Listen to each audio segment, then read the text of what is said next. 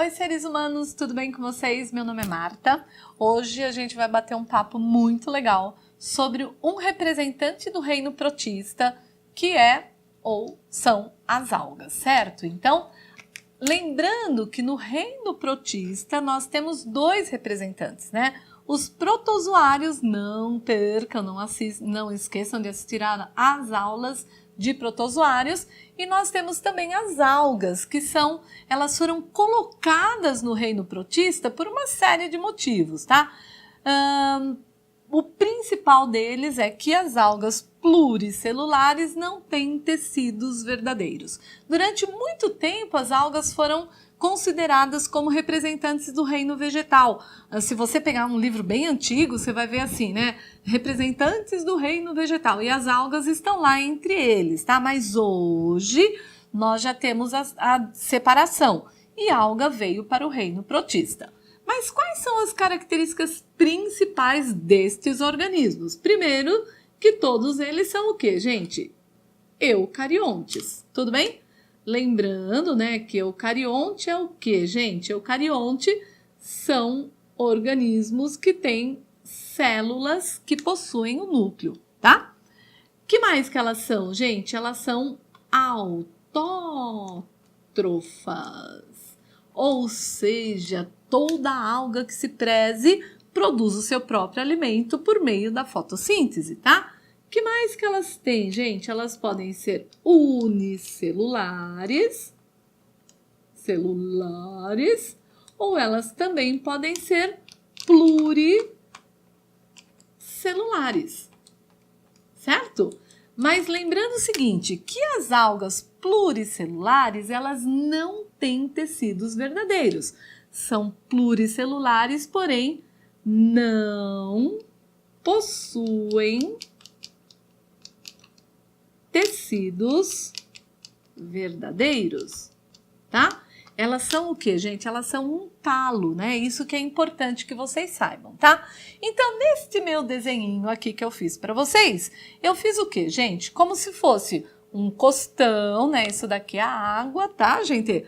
Outra coisa importante, a maior parte das algas, né, vivem na água. Por que eu falei a maior parte, gente? Porque, obviamente, que existe uma parte menorzinha que vive fora da água, mas quando elas estão associadas a fungos, por exemplo, que eu já vou falar já para vocês, quando algas se associam a fungos que formam uma estrutura que nós chamamos de líquen.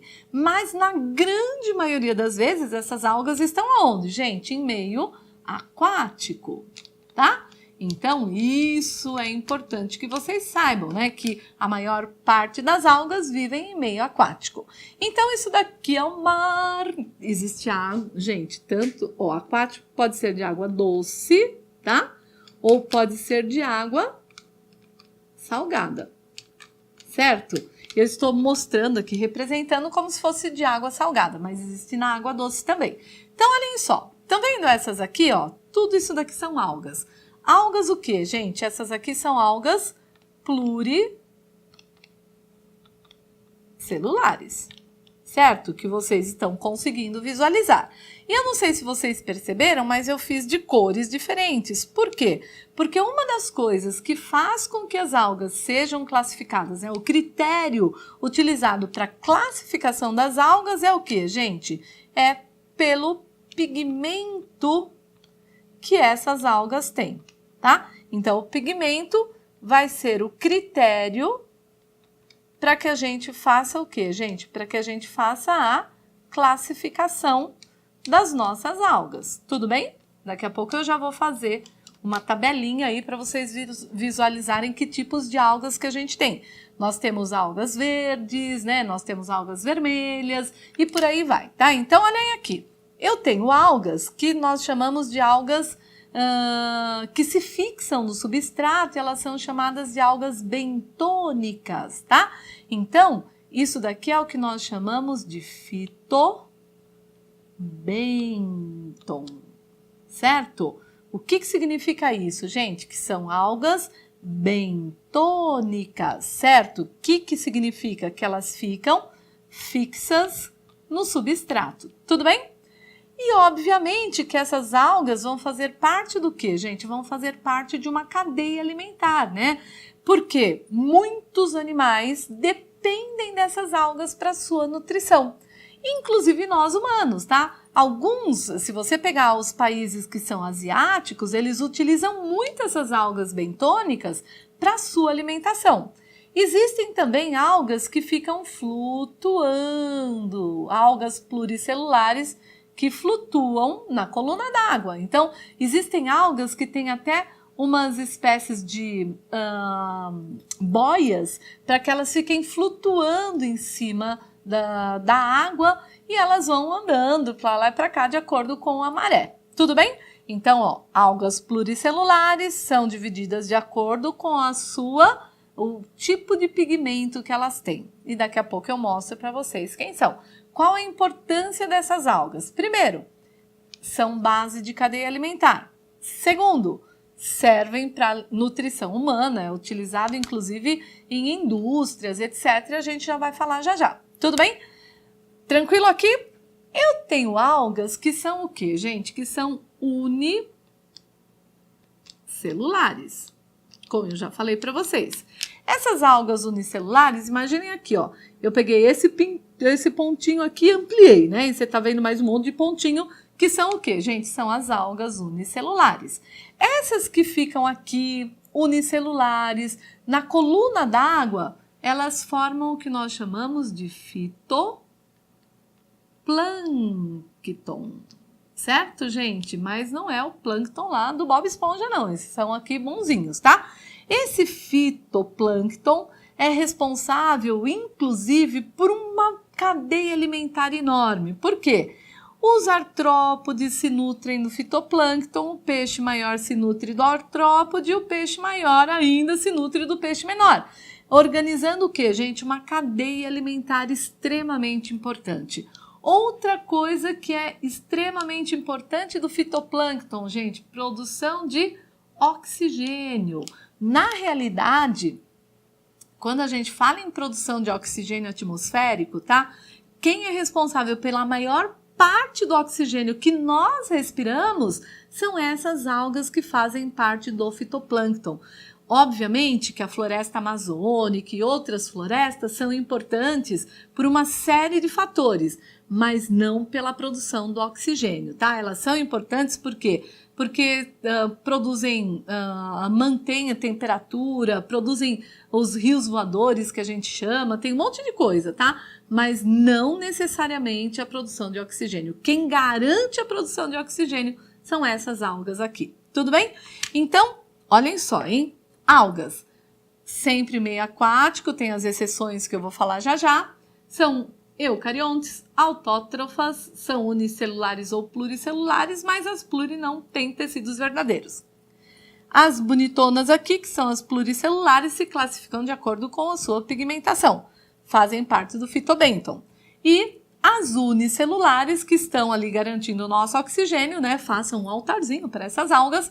Elas fazem o quê, gente? Elas servem, o fitoplâncton, que serve de nutriente para toda uma cadeia alimentar, tá bom? Eu vou fazer um quadrinho agora para vocês verem a parte da classificação das algas e a gente vai ver umas imagens muito lindas sobre elas, tudo bem? Seres, vejam bem. Este quadrinho aqui que eu fiz para vocês é aquele que você vai fazer o print da tela e grudar na sua geladeira, tá bom? Então, olhem só. Lembra que eu falei para vocês que as algas, elas são classificadas de acordo com o pigmento que elas têm ou a predominância desse pigmento, tá? Então, quais são os grupos, né? Porque sempre a gente tem que pensar assim, olha, eu tô falando de um ser vivo, que critério eu uso para classificar esse ser vivo? Então, para a alga, o critério que eu estou usando é o quê? O pigmento que ela tem em predominância. Então, nós temos que grupos, gente? As clorofícias, as feofícias, as rodofícias, as crisofícias e as pirrofícias. Nossa, quanto nome esquisito, mas não é muito esquisito não, né? Tudo sugestão de nome para filhos, né? As meninas, olha aqui, clorofícia, feofícia, rodofícia, crisofícia, pirrofícia, que lindo, né? Então, vamos lá. Vamos dar uma olhadinha assim, ó. Clorofícias são as algas verdes, tá? Essas algas verdes que têm como predominância o pigmento clorofila. Gente, estas algas, elas podem ser unicelulares, elas podem viver em colônias e elas também podem ser pluricelulares. Então, deem uma olhadinha na imagem aí das algas verdes, tá? Olha que lindo, gente. Eu tenho unicelular, que vai fazer parte daquele fitoplâncton que eu falei para vocês.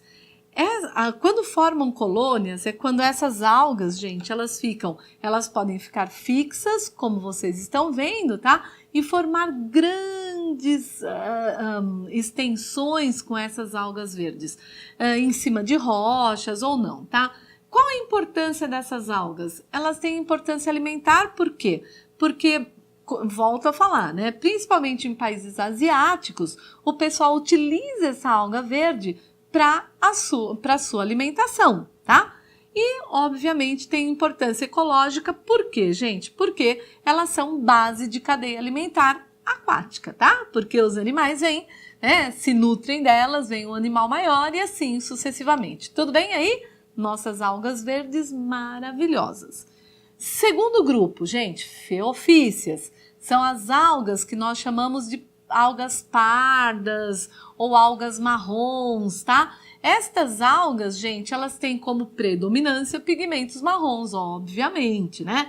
E normalmente elas são pluricelulares e macroscópicas. São essas algas pardas que nós vamos visualizar essas grandes florestas marinhas, né? Deem uma olhadinha nessa imagem que você vai ver assim, um monte dessas algas, tá? E elas, gente, existem inúmeros tipos delas, inúmeras espécies e que formam como se fossem uma floresta mesmo aquática, tá? Não só de água doce, como também de água salgada, certo? Qual é a importância, gente? Dessas algas marrons é retirado uma substância que é chamada de algina. E essa algina ela é utilizada como um espessante.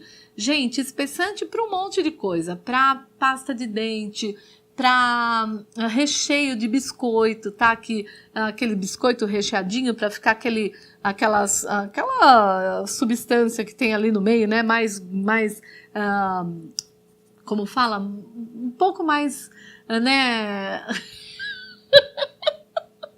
Um pouquinho mais espessinho, assim, gostosinho, que gruda os dois lados do biscoito, o pessoal usa essa algina. Aqueles achocolatados, né, que você toma em caixinha, para que o chocolate não desça todo lá embaixo e fique misturado com o leite, o pessoal também usa o espessante, que é essa algina, tá, gente? Então, tem uma importância muito grande aí na alimentação. As rodofícias. Essas rodofícias têm como predominância um pigmento vermelho, tá? Então, deem uma olhadinha que lindas, maravilhosas são essas algas vermelhas. Essa coloração avermelhada é de acordo com o quê, gente? De acordo com o pigmento mesmo, tá? Então, para que nós utilizamos essas rodofícias? Normalmente para alimentação. E quem já comeu gelatina na vida aí, né? Boa parte das gelatinas que nós nos alimentamos, ela tem uma substância que se chama agar, ou agar-agar, tá? Que essa substância faz ficar aquela gelatininha lá da gelatina, óbvio, né? Certo? Então, quem já não comeu uma gelatina, que tenha esse agar-agar para que possa se constituir com outros, obviamente, né? Com outras substâncias que vão dar um saborzinho lá para nossa gelatina, tudo bem? Aí nós temos as crisofíceas, que tem predomínio de pigmento que é amarelo, por isso eu estou escrevendo aqui em amarelinho, tá? E também marrom. E essas são unicelulares, e é interessante porque elas têm um esqueleto externo de silício, tá? E faz com que elas tenham formatos diferentes, e formem lá o nosso fitoplâncton, né? Então, lembrando que o fitoplâncton, como eu já falei para vocês, ele vive na coluna d'água, né? E ele vai ser utilizado para alimentação, para a nossa cadeia alimentar aquática, tá? Então, essas crisofíceas são parte integrante desse nosso fitoplâncton, tá bom?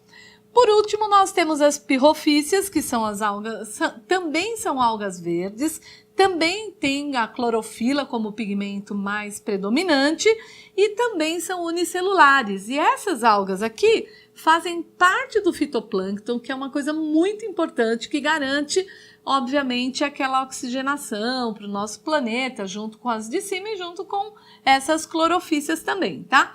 E formam uma coisa que nós chamamos de maré vermelha, que na realidade é um bloom de algas que se dá, certo? E que essa maré vermelha, embora, né, a alga seja verde, gente, isso é uma pegadinha de vestibular, porque toda vez que cai maré vermelha no vestibular, obviamente que você vai colocar o quê? Rodofícia por conta da coloração, mas não são as rodofícias que formam a maré vermelha, são as pirrofíceas, tá? Então, não caiam nessa pegadinha, que é uma alga verde, tá? E essa maré vermelha, ela é um bloom dessas algas que se dá provavelmente por conta de despejo de matéria orgânica naqueles emissários marinhos e que aí forma aquele bloom de algas. Elas têm toxinas e elas fazem com que os animais que estejam por ali acabem morrendo por causa dessas toxinas, tá, gente? Isso é uma coisa bastante preocupante. As algas, elas são maravilhosas, elas fazem essa questão toda da alimentação, da produção de oxigênio, etc. Porém, nós temos aí, quando você começa a descarga muito grande de lançamento, né, de esgoto não tratado, tanto em mar como em reservatórios, rios, etc., nós temos uma grande quantidade de matéria orgânica. Essa grande quantidade vai fazer com que essas algas se proliferem e aí nós vamos começar a ter um processo todo de eutrofização que a gente vai discutir mais para frente e acaba prejudicando aquele corpo d'água, tá? Bom, isso daqui é para vocês conhecerem os grupos, certo? A gente vai discutir importância ecológica daqui a pouquinho, que eu vou falar para vocês da junção que essas algas fazem com outros organismos, tá bom? Então, gravem bem esses grupos aí, não caiam na coisa da maré vermelha sendo feita pela pirrofície e não pela rodofície em perguntas do vestibular, tá bom? Seres, olhem só para terminar aqui o nosso bate-papo das algas, tem uma coisa que eu não poderia deixar de falar para vocês, que é a relação existente das algas com os fungos, tá? Essa relação entre algas e fungos forma um terceiro elemento, que são os líquens. Este é o terceiro elemento da junção das nossas algas com os nossos fungos, tá? Essa relação entre eles tem um nome técnico que se chama simbiose mutualística. O que significa isso, gente? Quando os dois organismos que se unem, eles levam vantagem, tá? Tanto o fungo ajuda a alga, como a alga ajuda o fungo. E é interessante que nessa simbiose mutualística, para poder existir, óbvio, né? Os dois têm que estar juntos para poder existir. Mas se eu separar a alga do fungo, eles não vão sobreviver neste planetão, tá? Por quê, gente? Porque eles foram criados aí, né? Quando eles se juntaram, eles não se desgrudaram mais. E se eu separar um do outro, eles vão, ou a alga morre, ou o fungo morre quando eu separo um do outro, tá? Olha que amor eterno dessa simbiose mutualística, tá? Isso que é uma característica interessante. Em muitos textos vocês vão encontrar a seguinte descrição, que quando existe a presença de líquen, significa que nós não temos altos índices de poluição. Principalmente poluição oriunda de enxofre, de veículos, etc, tá? Mas há controvérsias, né? Batendo papo com o nosso maior especialista de líquens aqui no Brasil, Dr. Marcelo, ele me disse que ele fica com muita raiva quando as pessoas falam isso. Mas, infelizmente, quando você vê em questões de vestibular, nós sempre vamos encontrar assim, que os líquens, eles são um indicador de áreas que não são poluídas, tá? Áreas quando não tem aquela grande concentração de poluentes atmosféricos, são áreas que a gente tem uma quantidade maior desses líquens. Não é só por conta disso, mas é uma coincidência que essas coisas existam, tá bom? Então, onde você vê, assim, árvores, muros, né, que você vai visualizar o líquen, que eu já vou mostrar já já a imagem, você vai saber que é uma área onde tem um índice menor de poluição. Bom, como que é esse líquen, gente? Tá vendo o branquinho que eu desenhei? São as hifas do fungo. Lembrando que hifa é aquela estrutura que vai originar o corpo de frutificação do fungo, tá? Só que aqui ficam só as hifas mesmo. E esse verdinho são as algas que se associam a essas hifas. Gente, existe, só para vocês terem noção, tá? Aqui na Mata Atlântica, que é nossa característica aqui do Brasil, existem mais de 300 espécies de líquens, tá? Não é um único tipo de líquen, nós temos zilhões de espécies de líquens, e esses líquens são divididos lá em líquens folhosos, crostrosos, tá? Mas isso não vem muito ao caso, é só mesmo para que vocês saibam a quantidade imensa de líquens que nós temos, tá? Bom, estes líquens, eles têm um processo de reprodução assexuada. E nesse processo de reprodução assexuada, eles formam um propágulo que nós chamamos carinhosamente de sorédios, tá? Gente, eu já cansei de ver cair em vestibular o quê? O que era o líquen? Que é a junção de algas e fungos. Que relação ecológica que eles fazem, que é a simbiose mutualística. E qual era o tipo de estrutura de reprodução assexuada, que são os sorédios. Olha aqui, gente, só nesse pequeno espacinho eu tenho 3 tipos de perguntas diferentes que eu posso fazer sobre esses líquens, tá? E algumas vezes também eu já vi falando que os líquens eram indicadores de áreas que não são muito poluídas, né? Embora há controvérsias sobre isso, tá? Gente, vejam essas imagens que eu separei para vocês, né? Esses líquens que vocês estão visualizando, eles estavam em árvores, né, de núcleos de Mata Atlântica, especificamente esses aí são de uma área de Campos de Jordão, onde você tem uma fisionomia de Mata Atlântica característica que são as araucárias, tá? Os grandes núcleos de araucárias que nós temos em São Paulo estão centrados lá em Campos do Jordão. Então vejam que lindo, que lindos, né? Esses líquens que eu estou mostrando para vocês, tá? Então aproveitem aí, vejam e lembrem-se que esses líquens eles vão em algum momento aí eles podem ser cobrados no vestibular de vocês, tá bom? Seres, então é isso sobre as nossas algas, sobre os nossos líquens. Espero que vocês tenham curtido muito esse nosso bate-papo e um beijo no coração de todos. A gente se vê por aí. Até a próxima!